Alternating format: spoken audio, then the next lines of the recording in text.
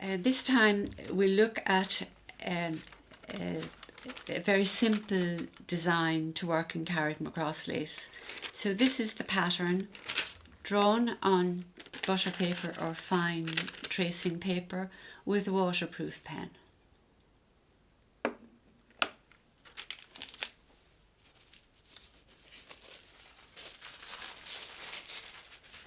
You need some layers of tissue paper, 3 or 4 layers of tissue paper, to protect the back of the design. And then you lay down the net, a hexagonal net.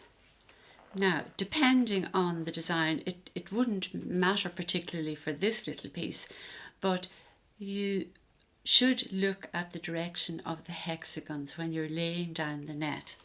Now, this is what the net looks like. So you can see rows of hexagons running parallel. And you'll also see them going in this direction. It's like a little ladder.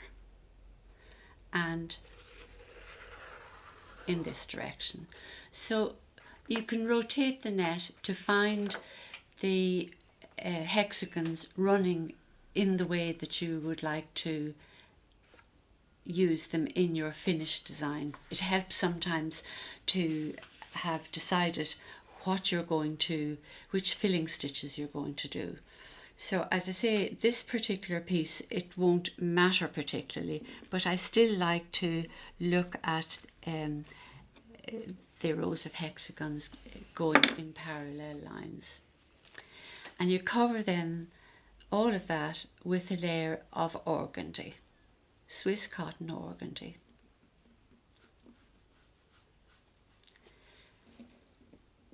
You might like to pin all of this together now, just to hold the layers in place. Generally, there's very little use for pins in making this particular type of lace.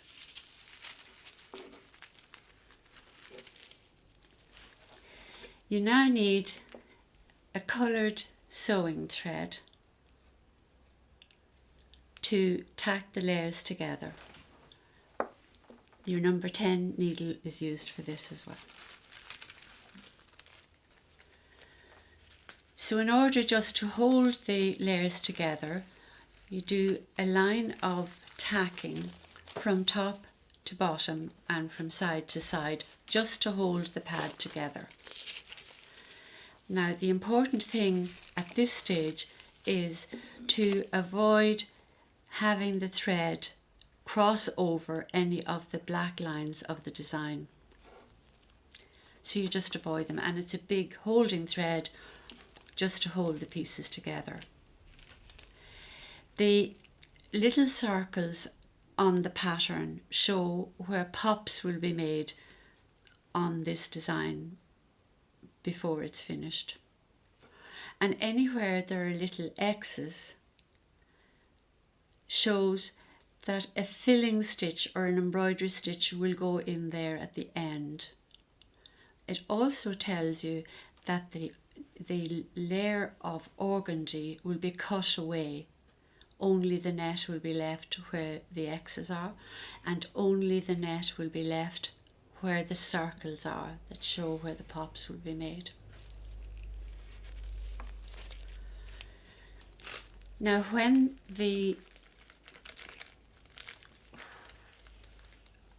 you have the 2 rows of tacking basting in, then you start tacking from the centre of the design, fairly close to the centre circle.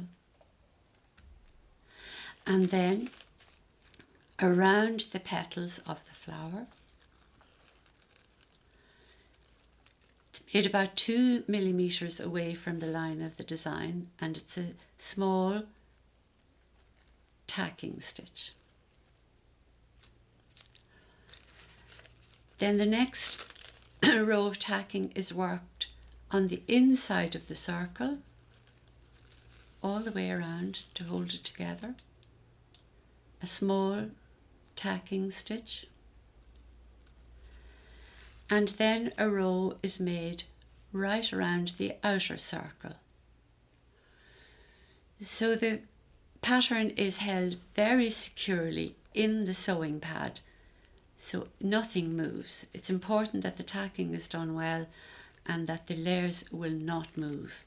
And finally, a row of tacking is a large stitch right around the outer part of the design to cut off the corners and pieces of net, because when you start making the lace, your needle and thread tends to catch in that, so it makes it very comfortable to work on.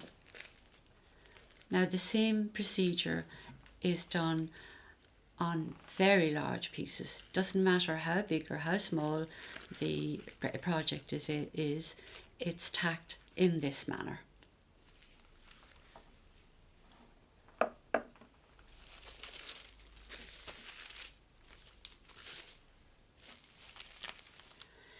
When all of that is done, then you start laying the padding thread on the design. The crochet cotton is called the padding thread.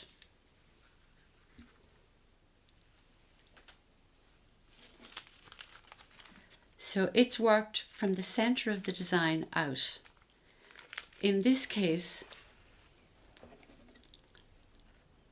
the padding thread is worked around the centre first and then taken out to work the petals and then finished off. The next padding thread is worked around the inner circle, and finally the outer edge is worked. It's worked differently.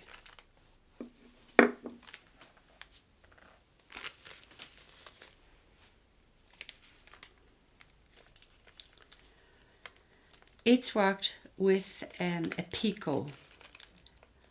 These little circles here are just to indicate that a picot. Carrickmacross lace is always finished with a picot edge, and it also must have pops on the design to make it authentic Carrickmacross lace.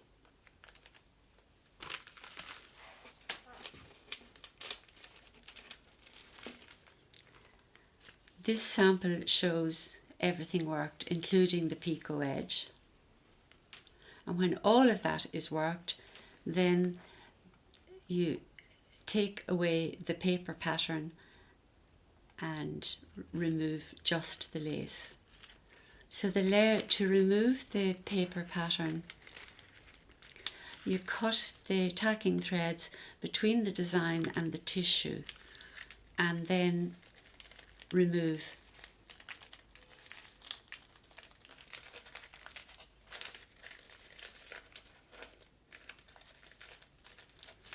the lace.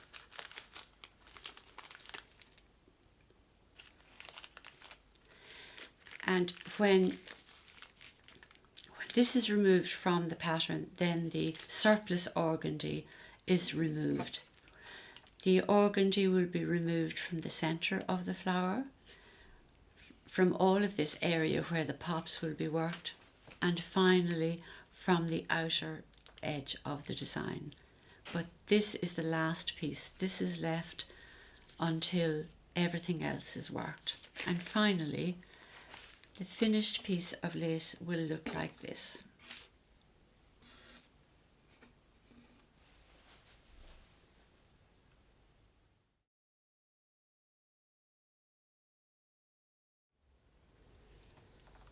To begin outlining the design, this is just a sample to show how to begin the stitching.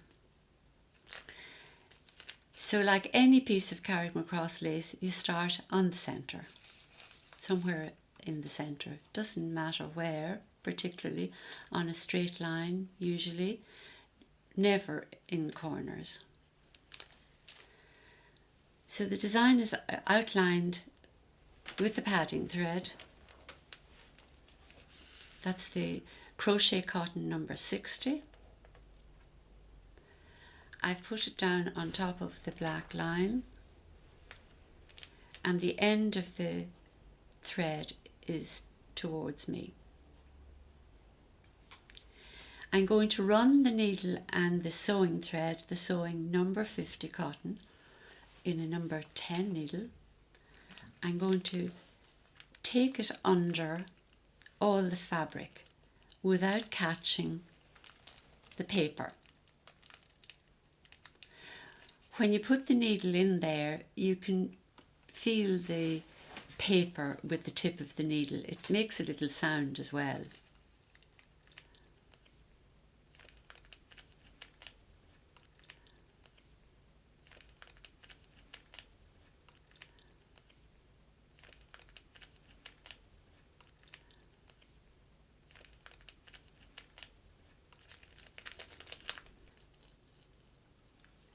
So I've inserted the sewing thread under the 2 layers of fabric, and the end of the thread is away from me. So the 2 ends of the threads are in opposite directions, but they're lying side by side.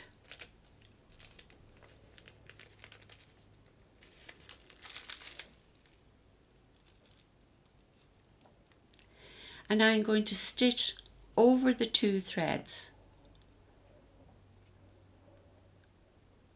going under the fabric again and pulling the thread through.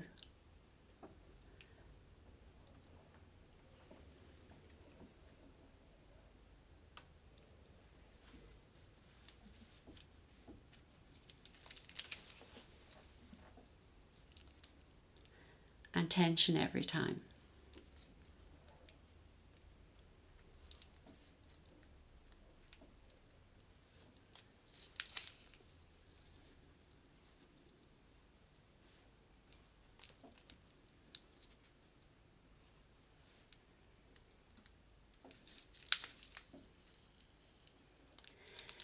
The stitches are made very close together, only the tip of the needle should fit between the stitches.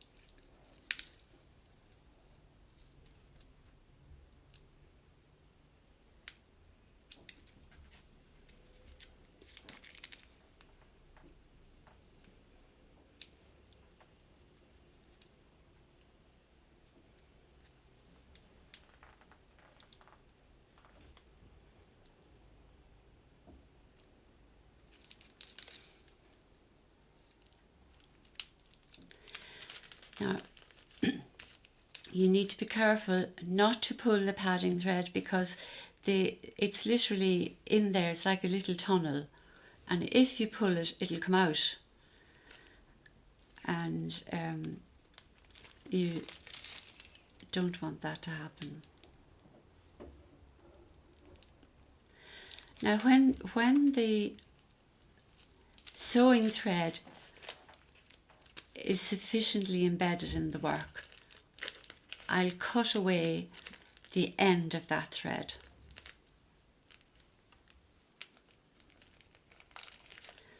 You need to be careful not to cut the padding thread or the sewing thread that you're using, but just the end.